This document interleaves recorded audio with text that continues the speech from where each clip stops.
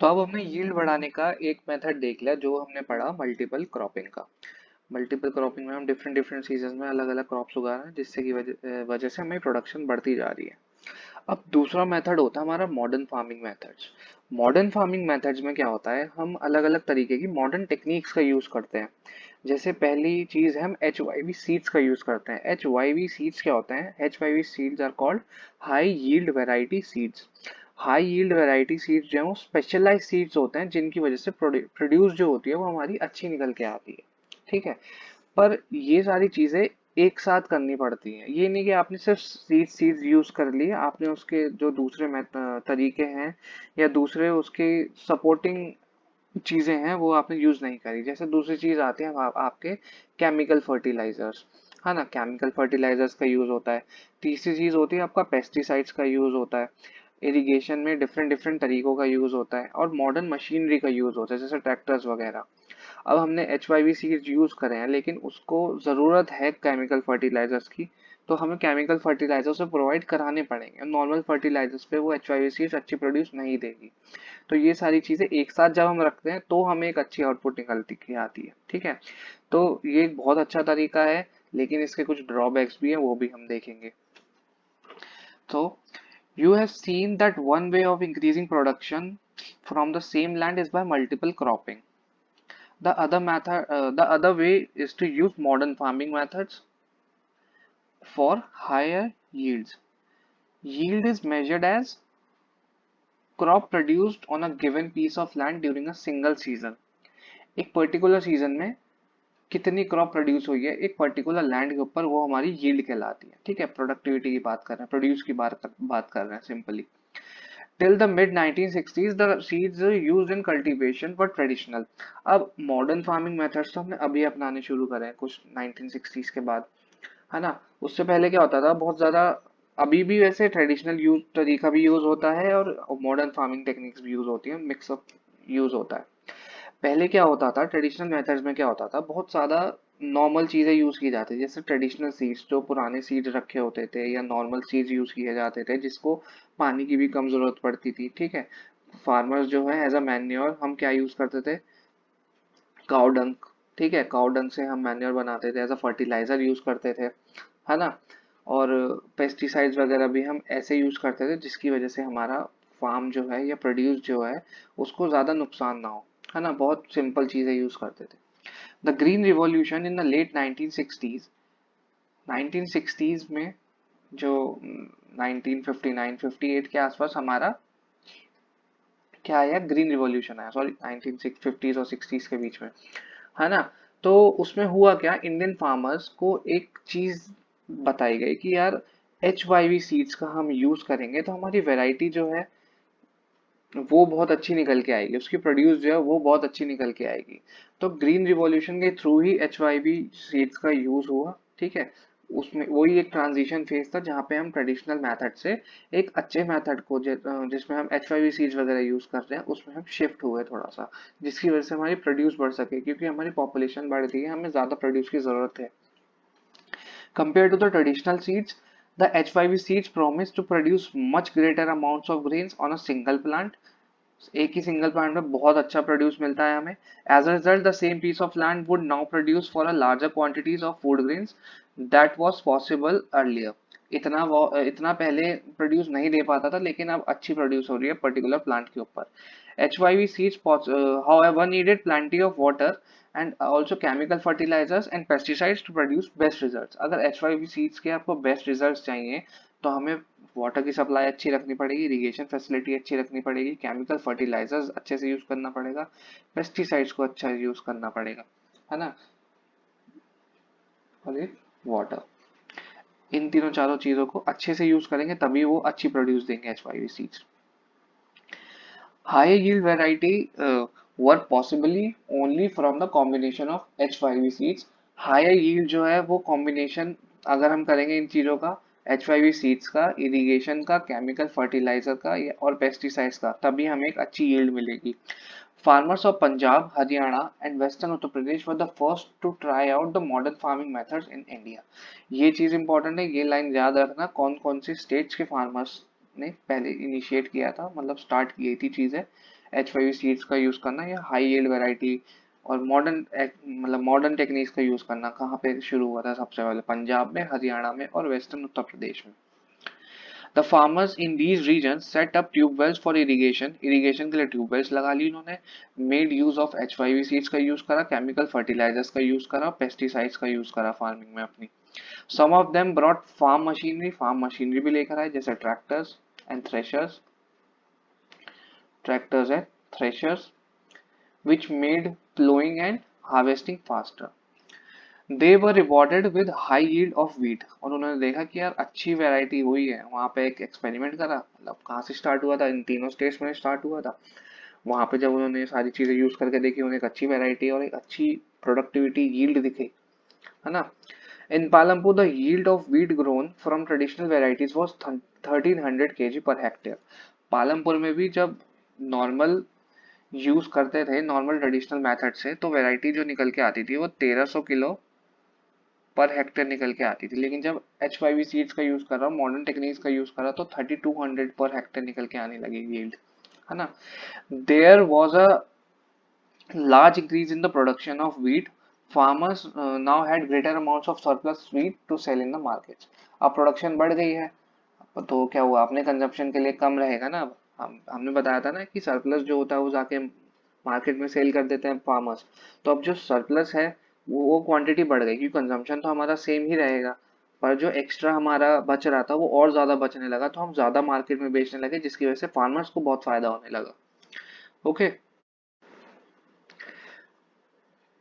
अब हमारे पास एक क्वेश्चन निकल के आता है कि मॉडर्न फार्मिंग मेथड्स जो हैं उन्हें कैश की ज्यादा रिक्वायरमेंट होती है देन बिफोर ट्रेडिशनल मेथड से। मतलब पहले हम ट्रेडिशनल मेथड यूज करते थे, तो मॉडर्न फार्मिंग मेथड में हम ऐसा क्या कर रहे हैं जो कैश की ज्यादा रिक्वायरमेंट है ना। ये लिखा है यहाँ पे, modern farming methods require the farmer to start with more cash then before. अब ये इसलिए होता है क्योंकि पहली चीज H5 सीड्स खरीदने पड़ेंगे, उनकी कॉस्ट जो है वो बढ़ती रहती है।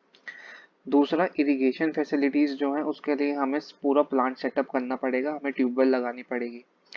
तीसरा, हमें अब कोई भी मॉडर्न हम ट्रैक्टर खरीद रहे हैं, कोई भी ऐसा ट्रांस व्हीकल खरीद रहे हैं जिसकी वजह से हमारा थ्रेशर खरीद रहे हैं, जैसे कोई भी मशीनरी ऐसी खरीद रहे हैं जो हमें हेल्प करे हमारी फार्मिंग में, तो वो महंगी आती है ना। पेस्टिसाइड्स महंगे आते हैं, केमिकल फर्टिलाइजर्स महंगे आते हैं। तो ये सारी चीजें अगर हमें इंट्रोड्यूस करनी पड़ेंगी, तो खरीदनी पड़ेंगी, तो उसके लिए हमें कहीं ना कहीं ट्रेडिशनल मेथड से ज्यादा पैसे लगाने पड़ेंगे इसमें, है ना। तो ये इस क्वेश्चन का आंसर हो गया। अब हम देखते हैं कि विल द लैंड सस्टेन। तो मैंने अभी आपको बताया था कि इनके कुछ फायदे तो होते हैं मॉडर्न फार्मिंग मेथड्स के, लेकिन नुकसान भी होते हैं। अब नुकसान क्या है हम वो पढ़ते हैं। Land being a natural resource, it is necessary to be careful in its use. Land एक नेचुरल रिसोर्स है, तो उसका अब हमें ध्यान भी देना पड़ेगा कि हम उसको केयरफुली यूज करें। उसमें ये नहीं कि यार लैंड में जितना चाहे केमिकल घुसेड़ दिया, जितना चाहे पानी डाल दिया, ऐसा नहीं होता। उससे लैंड डिग्रेड होता है, उसकी क्वालिटी कम होती है, घटती है। इसका एक एग्जांपल ले लो, अगर आपके पास एक पेपर है, उस पर आप लिख रहे हो पेंसिल से, है ना। आप एक बार रब करोगे कोई प्रॉब्लम नहीं है, लेकिन आप बार बार लिख के बार बार रब करते रहोगे, तो एक टाइम ऐसा आएगा कि आपका पेज फट जाएगा। तो ऐसा ही होता है लैंड के साथ। अगर आप उसको इनपुट्स जो है, जैसे पानी ज्यादा डालते जा रहे हो, है ना, और फर्टिलाइजर ज्यादा डालते जा रहे हो, पेस्टिसाइड ज्यादा डालते जा रहे हो, तो उसकी सॉइल की जो क्वालिटी है वो डिक्रीज होती चली जाती, कम होती चली जाती है, जिसकी वजह से एक टाइम ऐसा आता है कि वहां पे फसल उगाई ही नहीं जा सकती, है ना। So, scientific reports indicate that the modern farming methods have overused the natural resource base. ठीक है, साइंटिफिक रिपोर्ट्स ने ये बोल भी दिया है कि यार चीजें जो हैं नेचुरल फार्मिंग, जो फार्मिंग मेथड्स हैं, मॉडर्न फार्मिंग मेथड्स में चीजें ओवर यूज की जाती हैं। In many areas green revolution is associated with the loss of soil fertility. Green revolution के बहुत सारे एरियाज में लॉस ऑफ सॉइल फर्टिलिटी देखा गया है, due to increase use of chemical fertilisers. अब सॉइल की फर्टिलिटी कम हो रही है जहां जहां पे ग्रीन रिवॉल्यूशन यूज हुआ था। ग्रीन रिवॉल्यूशन जहां पे वहां पे भी लॉन्च हुआ था, जैसे हमने पंजाब में देखा था, हरियाणा में और वेस्टर्न उत्तर प्रदेश में, वहां पे ये चीज भी पाई गई कि कुछ समय बाद वहां की सॉइल की फर्टिलिटी जो है वो रिड्यूस होती जा रही है। क्यों? क्योंकि हम ज्यादा केमिकल यूज कर रहे हैं प्रोड्यूस बढ़ाने के लिए। है ना। Also continuous use of ground water from tubewell has led to the depletion of water table. अब पानी भी ज्यादा यूज कर रहे हैं क्योंकि उसकी रिक्वायरमेंट है क्रॉप की, H5 सीड्स की रिक्वायरमेंट होती है कि अच्छी इरिगेशन फैसिलिटी चाहिए उसे। तो अब उससे हो क्या रहा है, ट्यूबवेल से ज्यादा पानी हम निकाल रहे हैं जमीन से, तो अब भाई वाटर टेबल जो है, ग्राउंड वाटर टेबल, वो डिप्लीट होती जा रही है और कम होती जा रही है। अब environmental resources like soil fertility and groundwater are built over a many years। अब soil की fertility हो या चाहे ground water का जो level है पानी का, वो एकदम से नहीं बढ़ता ना, एकदम एकदम से कम तो हो जाएगा आपके efforts की वजह से जो आप काम करोगे, जैसे केमिकल फर्टिलाइजर यूज कर जो उसकी वजह से सॉइल की फर्टिलिटी बहुत जल्दी रिड्यूस होती है। लेकिन इस चीज को दोबारा बनने में बहुत टाइम लग जाता है, तो ये इसलिए बहुत ज्यादा नुकसानदायक है। Once destroyed, it is very difficult to restore them. We must take care of the environment to ensure future development of agriculture। तो हमें इस चीज का ध्यान रखना चाहिए कि आगे हम तो अपने लिए तो यूज कर लेंगे, हम अपने सारे बेनिफिट्स निकाल लेंगे, लेकिन फ्यूचर जनरेशन का क्या, फ्यूचर में कोई अगर इस लैंड पे आके फार्मिंग करेगा तो यार वो तो कुछ कर ही नहीं पाएगा अगर हम पूरा लैंड डिप्लीट कर देंगे या पूरा का पूरा हम सॉइल की फर्टिलिटी खत्म कर देंगे या ग्राउंड वाटर की जो वाटर टेबल है वो पूरी खत्म, पानी खत्म कर देंगे हम ग्राउंड में से। तो वो कहीं ना कहीं ध्यान रखना पड़ता है, सस्टेनेबल यूज करना चाहिए इसलिए सारी चीजों का। ओके, सो अब जैसे एक पैच दे रखा है इसमें, इसमें क्या है, chemical fertiliser provide minerals which dissolve in water and are in immediately available to the plants. Chemical fertilisers जो हैं वो सॉइल में जाते हैं, पानी के साथ घुलते हैं और प्लांट उन्हें अब्जॉर्ब कर लेता है, but these may not be retained in soil for long. पर बहुत सारा जो फर्टिलाइजर होता है वो जरूरी नहीं कि सॉइल अब्जॉर्ब होए अगर हमने मान लो सुबह शाम फर्टिलाइजर्स डाल रहे हैं, है ना। अब उससे हो क्या रहा है, जितनी प्लांट की रिक्वायरमेंट उतना उसने ले लिया, अब जो एक्स्ट्रा बचा उसका क्या, दे में escape from the soil and pollute ground water. अब वो जो केमिकल फर्टिलाइजर्स हैं वो पानी के साथ मिक्स होके वो और ज्यादा नीचे तक चले जाते हैं और पूरा ग्राउंड वाटर जो होता है उसे डिप्लीट कर देते हैं, है ना। या फिर कोई आसपास नदी होगी, है ना, उसमें चले जाएंगे, उसको पोल्यूट कर देंगे। कोई लेक होगी उसमें चले जाएंगे, उसको पोल्यूट कर देंगे। Chemical fertilizers can also kill bacteria and microorganisms in the soil. This means sometime after their use, the soil will be less fertile than ever before. Chemical fertilisers जो है, ये फैक्ट है, केमिकल फर्टिलाइजर्स जो natural fertilisers होते हैं, natural bacteria या microorganisms होते हैं जो सॉइल को उसकी हेल्थ मेंटेन करने में मदद करते हैं, उनको ही मार देते हैं। जैसे अर्थवॉर्म्स हो गए, अर्थवॉर्म्स क्या करते हैं, वो प्लोइंग करते रहते हैं, मतलब प्रॉपर सॉइल नहीं खाते हैं, उसमें जो हमारे ऑर्गेनिजम्स हैं वो प्रॉपरली जो भी हमारा कंटेंट होता है, जैसे ह्यूमस कंटेंट हो गया, है ना, या कोई भी ऐसा कंटेंट है जो डिकम्पोज हो सकता है, उनको डिकम्पोज करने में मदद करते हैं। जैसे बहुत सारे पेड़ों की पत्तियां जमीन पे गिर जाती हैं और धीरे धीरे गलना शुरू हो जाती हैं, तो जैसी वो सॉइल में मिलती हैं, अर्थवर्म्स उसको फीड करते हैं, जिसकी वजह से वो और छोटे छोटे पार्ट्स में टूटती रहती हैं और फिर उसमें से जो भी न्यूट्रिएंट्स वगैरह निकलते हैं वो सॉइल को रिच बनाते हैं, ठीक है। फिर क्या है, the consumption of chemical fertilisers in Punjab is highest in the country. The continuous use of chemical fertilisers has led to the degradation of soil health. Punjab farmers are focused to use more and more chemical fertilizers and other inputs to achieve the same production level. This means cost of cultivation is rising very fast। अब पंजाब में क्या हो रहा है, पंजाब में ना बहुत ही ज्यादा केमिकल फर्टिलाइजर यूज करते हैं, जिसकी वजह से हो क्या रहा है, सॉइल की जो क्वालिटी है वो डिग्रेड होती जा रही है बहुत ही तेज तेज। अब ये बहुत बड़ी प्रॉब्लम है, हम प्रोड्यूस तो कर रहे हैं भाई, हम अच्छी प्रोड्यूस करने के लिए, लेकिन क्या चीज खो रहे हैं हम ये नहीं देख रहे हैं। तो इस चीज का ध्यान रखना चाहिए, जो कि पंजाब में नहीं ध्यान दिया जा रहा है। Next comes, how is land distributed between the farmers of Palampur. अब ये भी एक इम्पोर्टेंट फैक्टर है, लैंड तो है डिफाइंड, बट वो डिस्ट्रीब्यूटेड कैसे है। अब मैंने बताया था आपको कि 460 अराउंड फैमिलीज हैं। अब कुछ 150 के अराउंड उसमें से फैमिलीज जो है वो उसके पास लैंड ही नहीं है, ठीक है। तो बची कितनी हमारे पास, 300 फैमिलीज बची। 300 में से लगभग 70 to 80 फैमिलीज जो है वो हमारी रिच फैमिलीज हैं, रिच लैंडलॉर्ड्स हैं। तो जितना भी पालमपुर में लैंड है, सपोज टू बी लैंड की 100 हेक्टेयर्स का लैंड है पालमपुर में, तो 100 हेक्टेयर्स में से 70%, 70 हेक्टेयर लैंड जो है वो रिच लैंडलॉर्ड्स के पास है। ठीक है, जैसे ये आपका डायग्राम दे रखा है ना यहाँ पे, सपोज टू बी 100 हेक्टेयर का लैंड है, तो जितने भी बड़े वाले पैचेस दिख रहे हैं ना, ये रिच लैंडलॉर्ड्स के हैं, और ये 70% हमारा कवर अप कर देते हैं पूरे लैंड का। अभी जितने भी छोटे छोटे दिख रहे हैं ना, ये मीडियम साइज के, ये वाले, ये स्मॉल फार्मर्स के हैं या मीडियम फार्मर्स के हैं, जिनकी ग्रोथ और 2 एकड़ के आसपास जिनके पास जमीन रहती है ना। अब तीसरे आते हैं लैंडलेस, उनके पास लैंड है ही नहीं, और एक आते हैं स्मॉलर मार्जिनल, जिनके पास बहुत ही छोटा लैंड होता है ना, जो कि उनकी खुद की फैमिली के लिए भी इतनी क्रॉप उस पर नहीं प्रोड्यूस कर पाते कि खुद की फैमिली के लिए भी सफिशिएंट हो।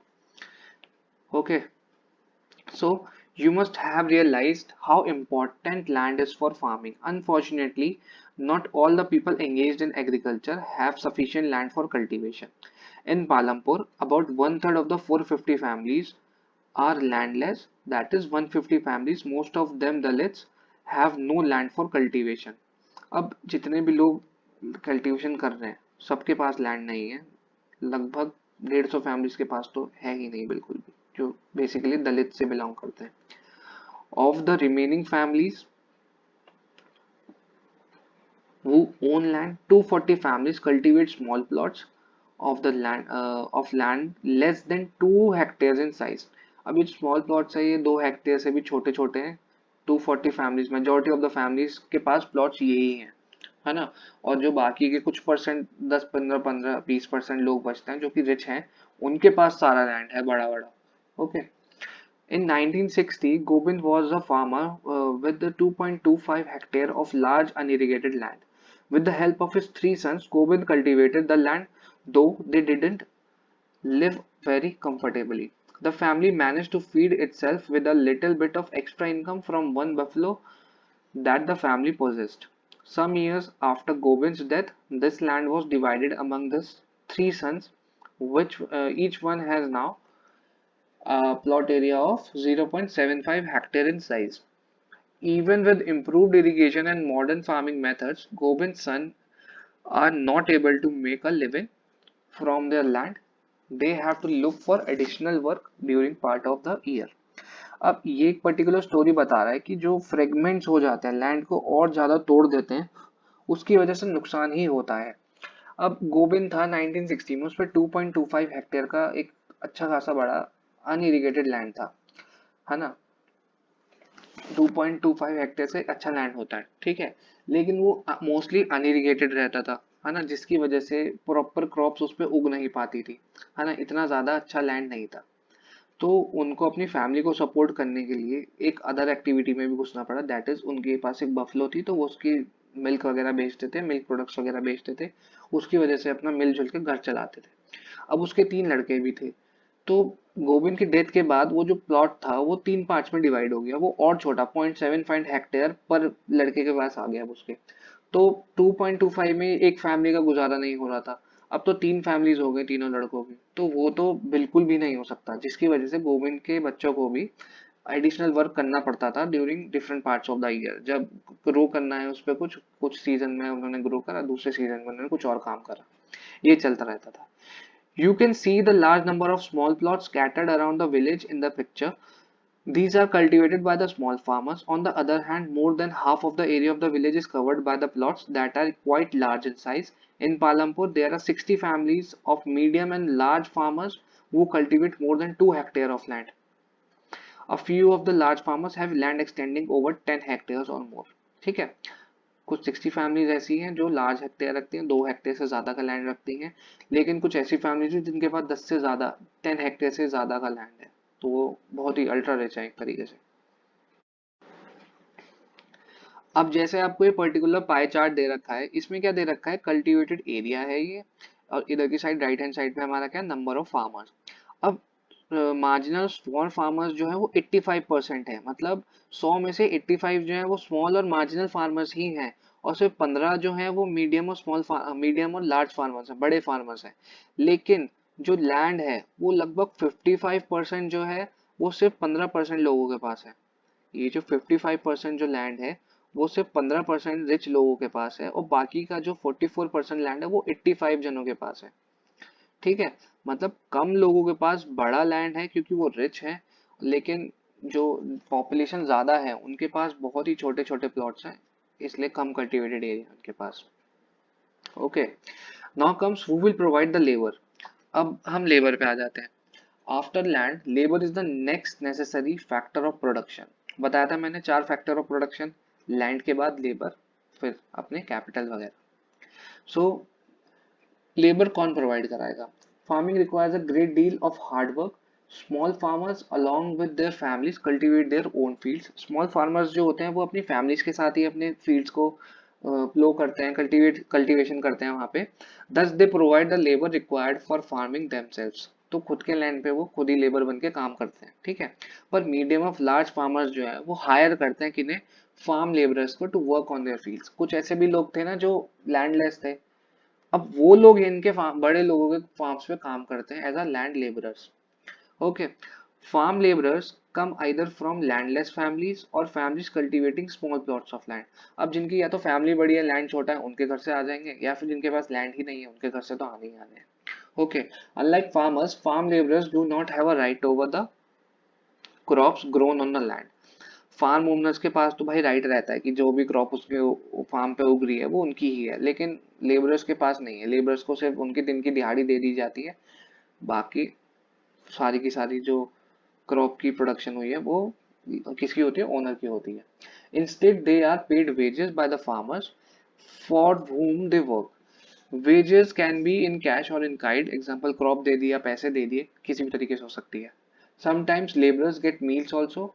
Wages very widely from region to region, from crop to crop, and from one farm to farm activity to another, like sowing and harvesting. अब वेजेस ना अलग अलग जगहों पे अलग अलग होती है, ठीक है। क्रॉप टू क्रॉप डिपेंड करती है, या फिर क्या एक्टिविटी कर रहे हैं उस पर डिपेंड करती है कि सोइंग कर रहे हैं, बीज बो रहे हैं, या फिर हार्वेस्टिंग कर रहे हैं, ठीक है, फसल काट रहे हैं। तो इन चीजों पे सब पे डिपेंड करती है, तो वो टाइम टू टाइम चेंज होती रहती है। There is also a wide variation in the duration of employment. अब एक वाइड वेरिएशन भी है कि भाई, सिंपल सी बात है, अब देख, जब हम सोइंग कर रहे हैं और जब हार्वेस्टिंग कर रहे हैं उनके बीच का टाइम जो है वो खाली रहता है, उसमें तो कुछ करना ही नहीं है ना। तो एक मतलब बहुत ज्यादा ड्यूरेशन वेरिएशन रहती है कि कब काम होगा कब काम नहीं होगा, क्या मिलेगा क्या नहीं मिलेगा, तो बहुत दिक्कत रहती है। A farm labourer might be employed on a daily basis और for one particular farm activity like harvesting, और for the whole year. Dala is a landless farmer labourer who works on a daily wages in Palampur. This means he must regularly look for work. The minimum wages for a farm laborer set up by the government is rupees 300 per day. ये चीज ध्यान में रखना। According to your NCERT, जो आपकी labour की minimum wage है वो कितनी है? 300 पर डे, मार्च 2019 से, ठीक है। बट दाला गेट्स ओनली 160 रुपीज, पर दाला को 160 रुपीज ही मिलती थी। There is a heavy competition for work among the land laborers in Palampur, so people agree to work for lower wages. Dala complains about the situation to Ramkali, who is another farm laborer. Both Dala and Ramkali are among the poorest people in the village. अब होता क्या है यार, देखो 300 रुपये per day की ये अभी बहुत सारे सेक्टर्स में दिक्कत है ना। जैसे क्या होता है कि डेली वेजेस में क्या होता है, जैसे 300 रुपये गवर्नमेंट ने फिक्स कर रखी है। अब ठेकेदार क्या करते हैं? ठेकेदार को तो कोई दिक्कत ही नहीं है कि भाई कोई 150 में कर ले, कोई 100 में कर ले, है ना। और लोग करने को तैयार हैं, इसलिए उस चीज का वो फायदा उठाते हैं, है ना। अब 300 रुपये उसकी है लेकिन उसे मिलते 160 ही है। क्यों? क्योंकि उससे कम में भी कोई करने को तैयार हो जाता है ना। अब 300 रुपये में अगर कोई 300 रुपये से नीचे मानेगा ही नहीं कि यार हम तो नहीं करेंगे, तो मजबूरी है ठेकेदार को देने की, यार 300 रुपये ही देने पड़ेंगे, है ना। पर मैंने कहा कि मैं 300 रुपये लूंगा, वहां से कोई दूसरा आ गया कि मैं तो 250 में कर दूंगा, तो भाई मेरा काम तो चला गया। तो ये दिक्कत होती है, और ये आज बहुत सारी जगहों में दिक्कत है जो सही नहीं है। जो सेट है, जितनी मिनिमम वेज एटलीस्ट एक गरीब आदमी को मिलनी चाहिए वो उसे मिलनी ही चाहिए, उसका घर भी नहीं चल पाता वरना। और दिन भर मेहनत करता है बेचारा, 8 8 9 9 10 10 घंटे की बिल्कुल गंदी वाली मेहनत करते हैं, बिल्कुल धूप में काम करते हैं फार्म में। तो प्रॉब्लम तो है ही यार। Next come the capital needed in farming. अब लेबर हो गई, अब कैपिटल की बात आ रही है ना। कैपिटल बताया था, ह्यूमन कैपिटल हो गया आपका, ठीक है, या फिजिकल कैपिटल हो गया. So you have already seen that the modern farming methods require a great deal of capital, so that the farmers now needs more money than before. अब मॉडर्न फार्मिंग मेथड्स में थोड़ा ज्यादा पैसा लगता है ना. Most small farmers have to borrow money to arrange for the capital. Capital का मतलब होता है कोई जो इनपुट्स चाहिए, हमें टूल्स चाहिए, इक्विपमेंट्स चाहिए, ठीक है, जैसे प्लो करने के लिए प्लोइंग मशीन चाहिए या हल चाहिए, कुछ ना कुछ तो लेकर आना पड़ेगा ना. तो वो सारे चीजें हमारी कैपिटल आ जाती है, मशीनरी आ जाती है, पैसे किसी चीज के लिए खरीदने बेचने के लिए, वो भी हमारा money is also capital. Okay. They borrow from a large farmers or to the village money lenders or the traders who supply various inputs for cultivation. अब उन्हें उधार लेना पड़ता है स्मॉल फार्मर्स को. किस से लेंगे? या तो किसी बड़े फार्मर से ले लेंगे, या किसी विलेज को मनी लेंडर जो देते जिसका काम ही है, या किसी ट्रेडर से उधारी पे सामान ले लेंगे. ओके. वो भाई बहुत ज्यादा इंटरेस्ट रेट चार्ज करते हैं और बहुत मुश्किल हो जाती है लोगों को बोरो करने में चीजें, है ना. The rate of interest on such loan is very high. They are put to great distress to repay the loan. Savita is a small farmer. अब एक सविता की स्टोरी दे रखी है, पढ़ते हैं. Savita is a small farmer. She plans to cultivate wheat on her 1 hectare of land. Besides seeds, fertilizers and pesticides, she needs cash to buy water and repair her farm instruments. ठीक है. अब seeds, fertiliser, pesticides तो खरीदने ही है, उसके साथ साथ उसे कुछ पानी की सुविधा भी चाहिए, उसके लिए भी पैसे चाहिए उसे, है ना. और उसके जो फार्म इक्विपमेंट्स है उसको उसको सही कराने के लिए भी पैसे चाहिए. She estimates that the working capital itself would cost a minimum of ₹3000. अब फार्म को काम चलाने लायक बनाने के लिए लगभग 3000 रुपए की कॉस्ट वो एस्टिमेट करती है. She doesn't have the money, so she decide to borrow from Tejpal Singh, a large farmer. Tejpal Singh एक बड़ा फार्मर है, उससे पैसे उधार लेने के लिए वो रेडी होती है. Tejpal Singh agrees to give Savita the loan at an interest rate of 24% for 4 months. 24% का ब्याज लगा देता है. मतलब अगर वो 100 रुपए ले रही है तो उसको 124 रुपए वापस करने पड़ जाएंगे. 24% बहुत ही ज्यादा बड़ा इंटरेस्ट रेट होता है ना.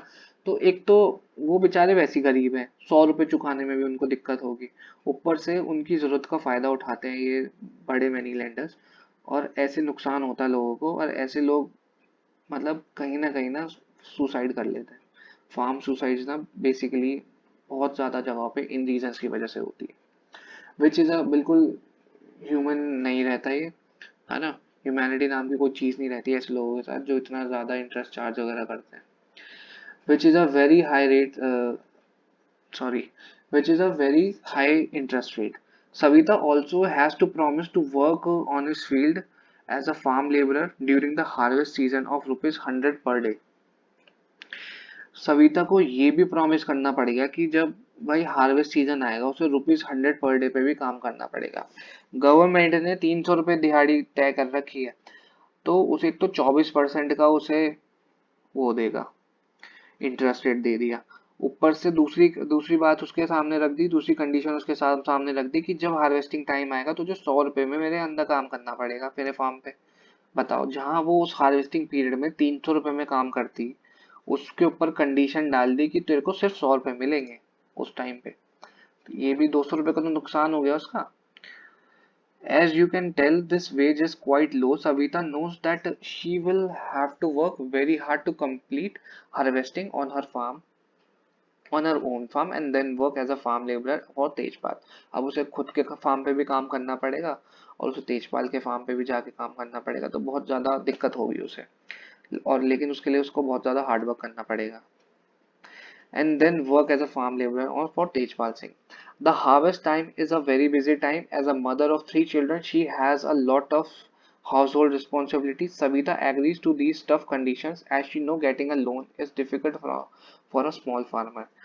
तो स्मॉल फार्मर के लिए ना यार लोन लेना ही बहुत बड़ी बात हो जाती है उनके लिए, तो वो इतनी मेहनत करने के लिए तैयार हो जाते हैं, जबकि उसके 3 बच्चे भी हैं और हार्वेस्टिंग टाइम पे उसको खुद के फील्ड्स भी हार्वेस्ट करने हैं, घर भी संभालना है ना.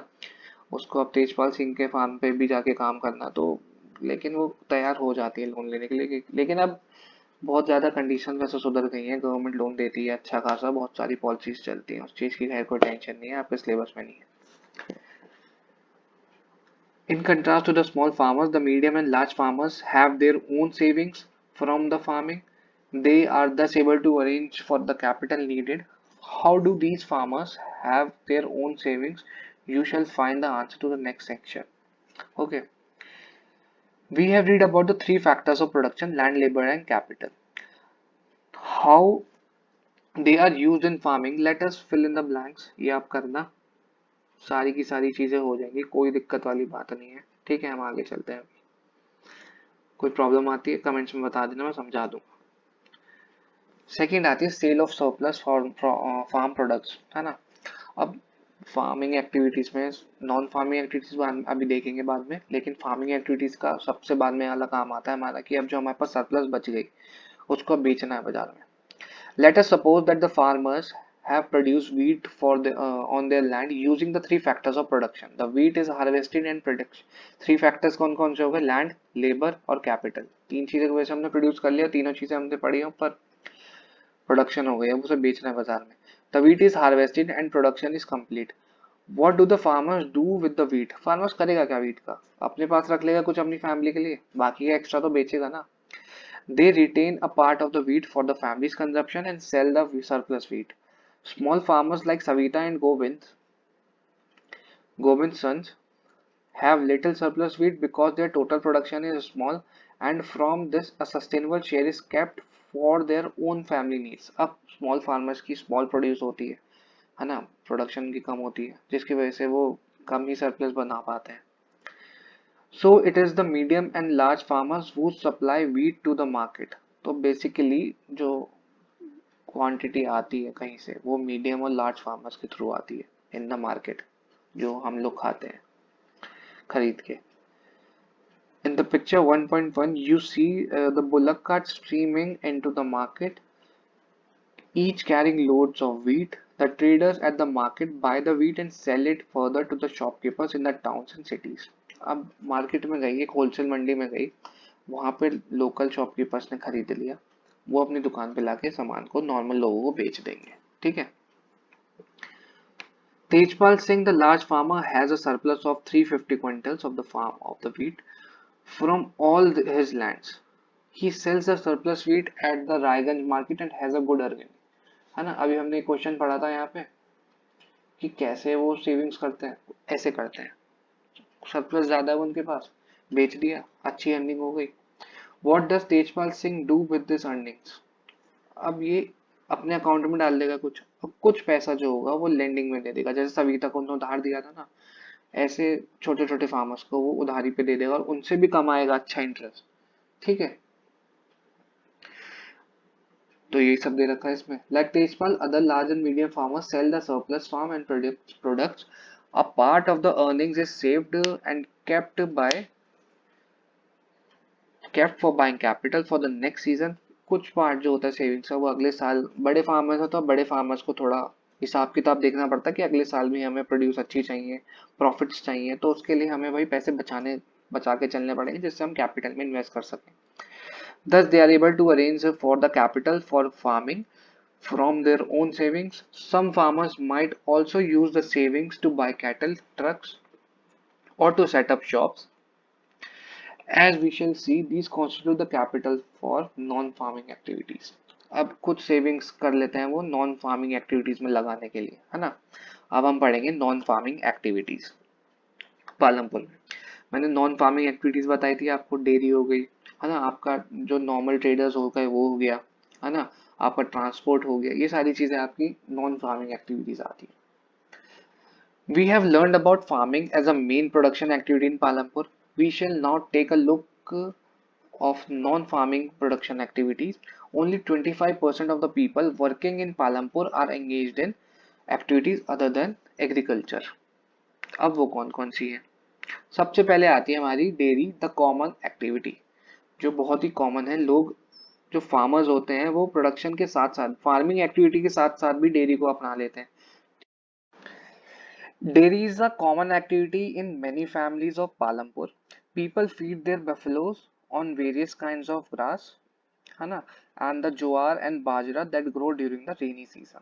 मैंने आपको बताया था rainy season that is kharif season में हम ज्वार और बाजरा दो तरीके की क्रॉप्स उगाते हैं जो कि फीडिंग पर्पस के हिसाब से काम आती है हमारी, ठीक है, बफलोज वगैरह को, गाय वगैरह के चारा में यूज होती है वो। ओके, सो बहुत सारे फार्मर्स ऐसे होते हैं छोटे या बड़े जो अपना फार्म एक्टिविटीज के साथ साथ अपनी बफलोज को भी पालते हैं, जिसकी वजह से थोड़ा और इनकम कहीं से उनके पास आ सके, तो dairy as a secondary activity वो यूज करते हैं, नॉन फार्मिंग एक्टिविटी, है ना। So the milk is sold in Raiganj, the nearby village. Two traders from Shahpur towns have to set up a collection cum chilling centers at Raiganj where milk is transported to faraway towns and cities. सो अब रायगंज में बेच दिया जाता है, और दो traders ऐसे हैं शाहपुर टाउन से जो क्या करते हैं, चिलिंग सेंटर खोल रखे हैं जिन्होंने रायगंज में। चिलिंग सेंटर मतलब कोल्ड स्टोरेज खोल रखे हैं जिससे दूध खराब ना हो और ज़्यादा दूर तक पहुंचाया जा सके, ठीक है। दूसरे सिटीज़ वगैरह टाउन्स वगैरह दूर दूर रहते हैं, तो रायगंज में उन्होंने एक कोल्ड स्टोर खोल रखा है, वहाँ पे रखते हैं। जब दूध ठंडा हो जाता है फिर उसे ट्रांसपोर्ट करते हैं, ठीक है, और चिलिंग वैन्स में ही ट्रांसपोर्ट करते हैं। Now comes your small scale manufacturing in Palampur. दूसरी एक्टिविटी हमारी क्या है, स्मॉल स्केल मैन्युफैक्चरिंग, जैसे गुड़ बनाना, ठीक है। So at present less than 50 people are engaged in manufacturing in Palampur. 50 से भी कम लोग जो हैं वो स्मॉल स्केल मैन्युफैक्चरिंग करते हैं पालमपुर में। Unlike the manufacturing that takes place in the big factories और इन टाउन्स और cities, manufacturing Palampur involves very simple production method. Big cities factories में बहुत बड़ी फैक्ट्रीज होती हैं, बहुत ज्यादा लेबर होती है, बहुत ज्यादा काम होता है, लेकिन ऐसा नहीं है यहाँ पे कुछ। पालमपुर में छोटा सा काम है तो लोग घर के ही मिलके कर लेते हैं उसे, and are done on a small scale, और बहुत छोटे स्केल पे होता है। They are carried out mostly at homes in the और in the fields with the help of family labour only. Rarely labour is hired, labour जो hired labour होती है वो बहुत कम होती है। जैसे एग्जांपल दे रखा है, Mishrilal has purchased a mechanical sugarcane crushing machine run on electricity and has set up on his field. Sugarcane crushing machine उन्होंने खरीद रखी है और अपने फार्म पे ही लगा रखी है। Sugarcane crushing was earlier done with the help of bullocks. पहले बुलक्स के हिसाब से की जाती थी, with the help of bullocks, पहले गाय भैंसों की मदद से की जाती थी, लेकिन अब क्या, अब मशीन लगा ली है। But people prefer to do it by machines these days, अब मशीन के थ्रू करते हैं। Mishrilal also buy sugar cane from other farmers and process it into jaggery, jaggery बनाने का काम करता है वो। The jaggery is then sold to the traders at Shahpur. In the process Mishrilal makes a small profit, उसमें वो थोड़ा बहुत प्रॉफिट कमा लेता है। Okay, now the shopkeepers of Palampur, traders जो स्मॉल ट्रेडर्स हो गए। People involved in trade exchange of goods are not many in Palampur. बहुत छोटी छोटी दुकानें जो होती हैं गांव में, है ना, उसी की बात कर रहे हैं। The traders of the Palampur are shopkeepers who buy various goods from wholesale markets। Cities में जाते हैं, होलसेल में खरीद के लाते हैं और रिटेल में आके बेच देते हैं गांव में, and sell them in the village. You will see small general stores in the village selling a wide range of items like rice, wheat, sugarcane, tea, oil, biscuit, soap, toothpaste, batteries, candles, notebooks, pen, pencil, even some clothes. छोटी छोटी दुकानें होती हैं जो सामान रखती हैं सारा का सारा। A few of the families whose houses are close to the bus stand have used a part of space to open small shops. They sell eatables. अब कुछ ऐसी फैमिली जो किसी बस स्टैंड के आसपास है ना, रेलवे स्टेशन के आसपास कोई घर है ना, तो क्या करते हैं, अपने घर में छोटा सा ये एक हिस्सा खाने पीने का खोल लेते हैं, है ना। तो दे आर द शॉपकीपर्स इन पालमपुर। इसकी भी एक स्टोरी दे रखी है। Karim has opened a computer class center in the village. In the recent years, a large number of students have been attending college in Shahpur town. Karim found that a number of students from the village are also attending computer classes in the town. There are two women in the village who had a degree in computer applications. He decided to employ them. He bought computers and set up the class in room of their house, overlooking the market. High school students have started attending them in good numbers. उन्हें computer coaching centre खोल दिया। Okay, तो एक तरह की service provide करानी शुरू कर दी। Now fourth comes is transport. Transport, a fast developing sector. There are variety of vehicles on the road connecting Palampur to Raiganj. Rickshaw walas, tanga walas, jeep, tractor, truck drivers, and people driving a traditional bullock carts and buggies. People in transport service. वो transport service में है। They ferry people and goods, they ferry people, ferry का मतलब है एक जगह से दूसरी जगह ले जाना, ट्रांसपोर्ट एक तरीके से करना। People and goods from one place to another, and in return they get paid. The number of people involved in transport has grown over the last several years. Transport में लोग इंटरेस्ट दिखा रहे हैं और वो बढ़ते जा रहे हैं। किशोर, जैसे इसका एग्जांपल दे रखा है इन्होंने, Kishora is a farm labourer like other his labourers. Kishora found it difficult to meet his family needs. उसका घर का खर्चा नहीं चल रहा पा रहा था स्मॉल वेजेस की वजह से। A few years back, Kishora took a loan from the bank. This was under a government program which was giving cheap loan to poor and landless households. Kishora bought a buffalo. एक उसने buffalo खरीदी। With his money, he now sells the buffalo's milk. अब उसकी milk बेचता है वो, ठीक है। उसको ट्रांसपोर्ट में भी as a bullock cart use करता है वो। Further, he also attached a wooden cart to his buffalo and uses it to transport various items once a week. ठीक है, हफ्ते में एक दिन ट्रांसपोर्टेशन का काम भी करता है वो, और बाकी टाइम उसको बफेलो को रेस्ट देता है, उसका डेयरी का काम करता है। He goes to the river Ganga to bring some clay for the potters. Okay, ठीक है, क्ले लेकर आता है गंगा के पास जाके।